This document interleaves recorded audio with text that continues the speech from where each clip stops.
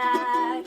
Me and you gonna have a little chat about books. Next I have Alice in Zombieland, which is obviously an adaptation of Alice in Wonderland, which is by Gina Showalter. Next I have Blood Red Snow White by Marcus Sedgwick, and this is supposedly set in Russia, and it's kind of like a fairy tale thriller adaptation. Next I have two Trudi Canavan books. One of them is The High Lord, which is book 3 in the Black Magician trilogy, and the other one is The Rogue, which is book 2 of the Traitor Spy trilogy. I have read book 1 and 2 in the Black Magician trilogy and I really enjoyed them, but I do not own the first one in the Traitor Spy trilogy just yet. The Black Magician trilogy is all about a young girl who is training to be a magician, and she comes from lower birth, so it's quite unusual that she has magical powers. Next I have Altered by Jennifer Rush. This is a story about a girl whose father works for a laboratory which is experimenting on children, and it's all about the way that they suddenly decide to close the branch and take it elsewhere, and she goes along with the boys who are being experimented on, and it's all about her journey. Next I have Bring Up the Bodies by Hilary Mantel. This is a historical fiction, again set in the times of Henry VIII. Next I have Lizard's Cage by Karen Connolly, and this is a story about a guy who is locked into prison, and he is 7 years into a 20-year sentence in prison, but he befriends a young boy who then gets caught up in a plot. The original man gets framed for something, and it's all about the struggles that they go through to clear his name.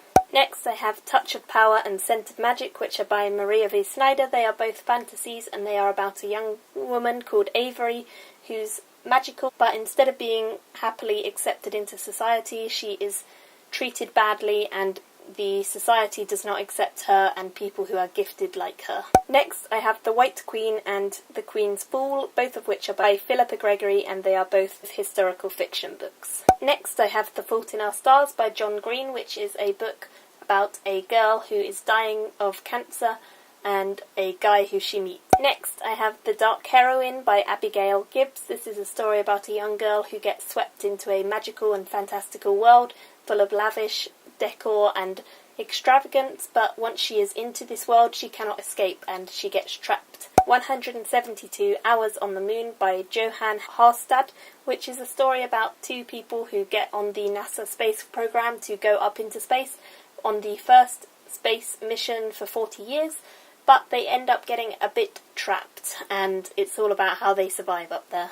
Next I've got Room by Emma Donoghue, which is about a mother and a son who have been confined inside of this room for many, many years. The son was actually born inside of this room and he has never seen the outside world, and it's told from his point of view. Next I have Pure by Juliana Baggett. This is supposedly very similar to The Hunger Games, or quite dystopian, and it's about a world where ash is falling and some people have escaped inside of massive domes, whilst others live on the outside and have to battle every day to survive. Next I have Hospital by Toby Litt, which sounds like it's just a very funny and witty exploration of everything that happens inside hospitals. Next I have Beautiful Disaster and Walking Disaster, both of which are by Jamie McGuire.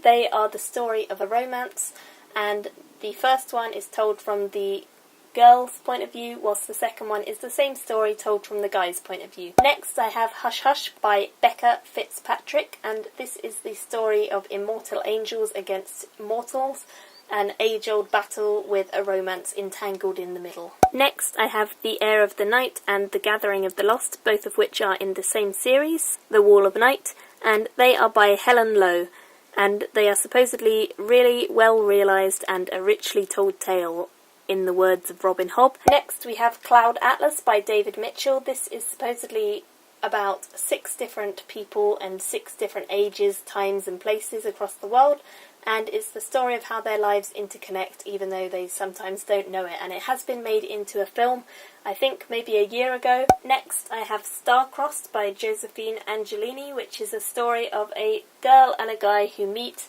and although the girl believes that the guy is incredibly handsome and sexy, she has to kill him, or she feels a strong desire to kill him because of an age-old loathing that happens to be between their two tribes.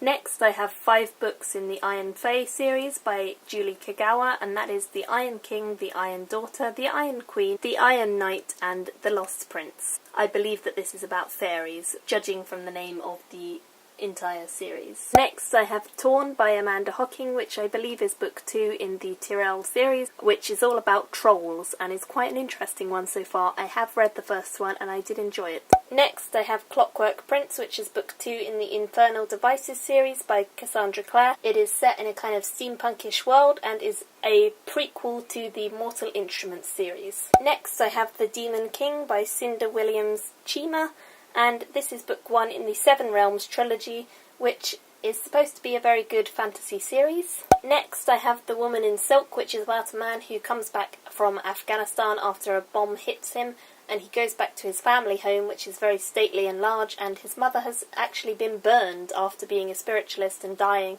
and then being burned, and it's all about how he deals with the aftermath of what has happened to her. Next I have Fallen Grace, which is by Mary Hooper, and this is the story of a girl called Grace who is just trying to look after her sister, but she has some dark secret in her past, and once this is discovered by the Unwind, then she is in grave danger of them taking away the things that she rightfully deserves. Next I have The Unlikely Pilgrimage of Haroldfrey by Rachel Joyce, and this is the story of a man who leaves his wife one day to go to work but ends up walking all the way across the country in order to save someone, and he has no idea why. Next I have The Book of Human Skin by Michelle Loverick, and this is the story of a young boy who is admired and revered by everyone who meets him and feared, but one day his reputation is threatened by a birth of a younger sister who he from then on tries to ruin and destroy as much as he possibly can. Next I have Etiquette and Espionage, which is by Gail Carriger, and this is about a young girl who gets sent to a finishing school to make her more prim and proper, but actually she discovers that it's not quite what her mother wanted when she was sent there, and although they do study art and dance and fine things, they do also study some rather more sinister things, such as death and espionage. Next I have The Mesmerist, which is by Barbara Ewing, and this is the story of a young woman in London who is struggling, and therefore she makes up a new persona. But as things continue, her backstory is suddenly revealed, and the darkness of her past comes to light. Next I have The Dark Divine and The Lost Saint, both of which are by Brie Despain, and they seem to be about vampires from what I understand. It's a love story, and the guy is looking rather intensely at the girl in a way that slightly looks hungry, so I would imagine that's a vampire, but let me know. Next I have The Immortal Rules by Julie Kagawa, and this is book 1 in the Blood of Eden series, and it's about a world where vampires rule and humans are just cattle. They are for blood and they are not real people, they are not treated as people, they are just cattle and eaten. Next I have The 100-Year-Old Man Who Climbed Out of the Window and Disappeared by Jonas Jonasson, and this sounds really cute and fun because on the back it says you're never too old for an adventure, and it's all about a guy who's waiting for his 100th birthday party where the mayor and everyone in the town is meant to come and see him, but instead of going to his party he jumps out of the window, through the flower bed, and off he goes on a big adventure. The next book I have is The Last Four Things by Paul Hoffman, and this is set in a sanctuary where a guy called Thomas Cale has been groomed to bring up a massive army and take over the world, but he doesn't want to do that. He doesn't want to destroy the world, so it's all about how he goes against the figures of authority and does what he wants to do. Next I have The Gods of Atlantis by David Gibbons, and this is the story of Atlantis, the lost city, being rediscovered again. Next I have Airman by Owen Colfer. This is by the same author who wrote the Artemis Fowl series, which is wonderful, and this is again a children's book about a guy who was born ready to fly. He has all sorts of jolly fun with the princess, and then one day there is a plot against the king, and he ends up mistakenly being branded a traitor, and it's about how he escapes. Next I have 1356 by Bernard Cornwell, which is supposedly about the 100-Year War and is meant to be a very, very good read. I know that Bernard Cornwell is supposed to be a very, very good historical fiction writer, so I'm definitely interested in getting to this one soon. Next I have A Delicate Truth by John le Carre, which I really don't know anything about, so if you know anything about this one, let me know. Next I have Burned, Tempted and Destined by PC and Kristin Cast. These are in the House of Night series, which I have read the first 5 of, and hopefully I can finish up this series sometime soon because it's really, really dragging out far too long now. Next I have The Valley of Horses, which is the second novel in this series by Jean M. Ayal.